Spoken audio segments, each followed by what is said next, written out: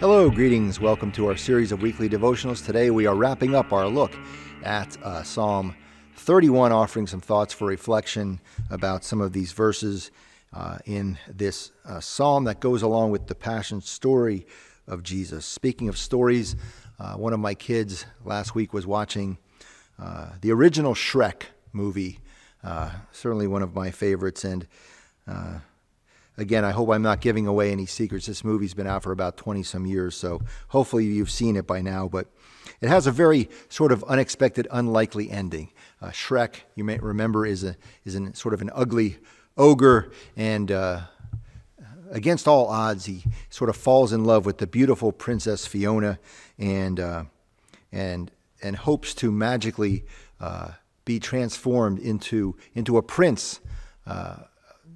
That would be a fitting match for the beauty of Princess Fiona. And then, of course, at the end of the movie, what happens is the tables are turned, and the beautiful Princess Fiona is transformed into an ogre, just like Shrek.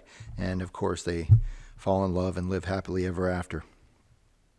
It's a very unlikely ending to that story. And I mention that because Psalm 31, at least part of our reading for today, ends in sort of an unlikely way. And this is very typical of the Psalms. They go through some lament or asking God, imploring God for help. But then at the end of the Psalm, there is a trust or an assurance of God's blessing. And the same is true in this Psalm. After many verses of suffering, rejection, persecution, and the like, the psalmist offers this blessing. Let your face shine upon your servant. Save me in your steadfast love.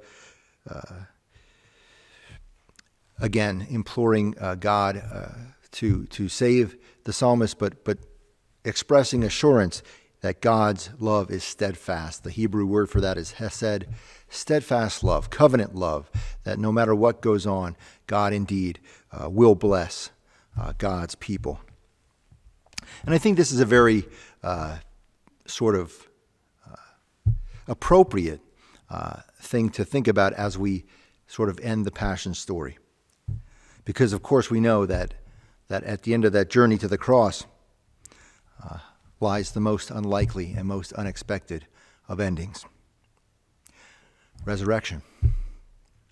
And as we think about this week, reflect upon the various hardships and difficulties, challenges we live through, and maybe especially during the season of Lent, we think about some of the ways we are called to sacrifice of ourselves. We do remember that Easter is just around the corner. Amen.